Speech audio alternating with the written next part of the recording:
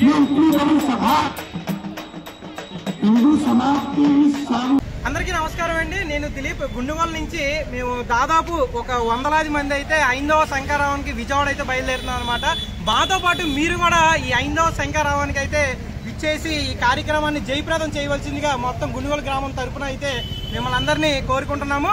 జై శ్రీరామ్. హైందవ కార్యకర్తలందరూ కూడా సోదరమలందరూ హిందూ సోదరులందరూ కూడా కేశవపల్లి సభకు విజయవంతంగా వెళ్లి వస్తారు. రెడీ అవుతున్నాము. మా అందరితో పాటు మీరు కూడా రండి. ఈ సభను విజయవంతం చేయండి. జై శ్రీరామ్. జై శ్రీరామ్. జై శ్రీరామ్. జై శ్రీరామ్. జై శ్రీరామ్. జై శ్రీరామ్. ఏంటి జనం ఏంటి? 5వ శంకరావానికి తరలి వస్తున్న ప్రపంచనం. జై శ్రీరామ్. పుడితే పుట్టాలి హిందువుగా,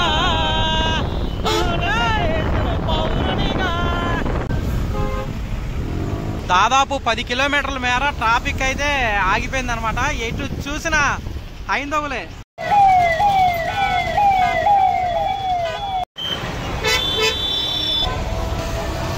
లక్షలాదిగా తరలి వస్తున్న హైందవ సైన్యం.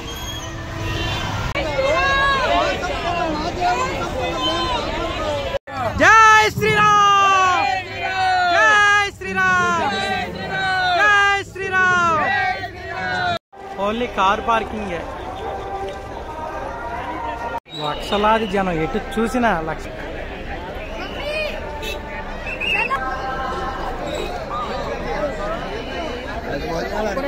లక్షలాదిగా తరలి వస్తున్నారు.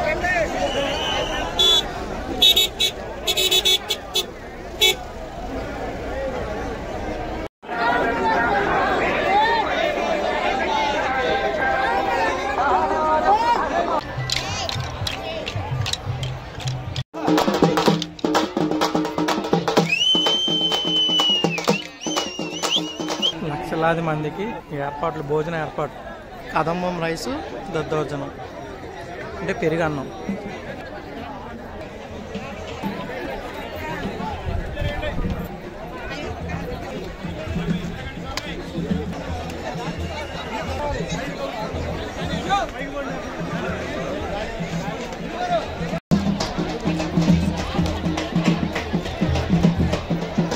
కదం తొక్కిన హైందవ సైన్యం.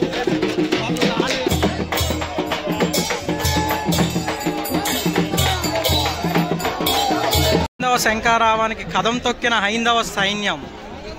ఎటు చూసిన లక్షలాది జనమే, వేల వాహనాలు.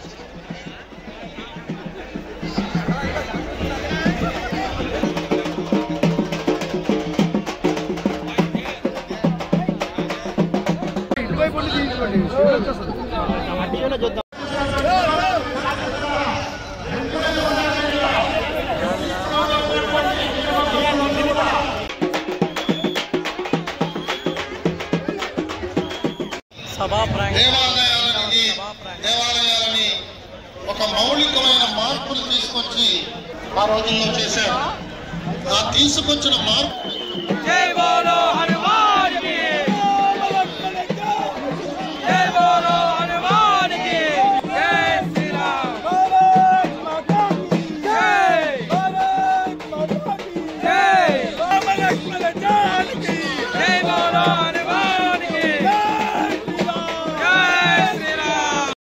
हो चुका है।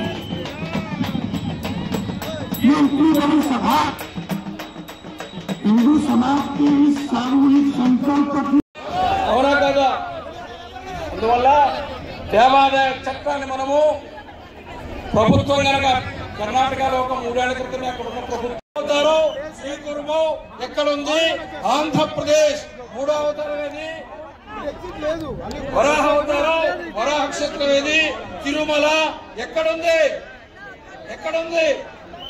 గట్టిగా చెప్పండి. ఆంధ్రప్రదేశ్.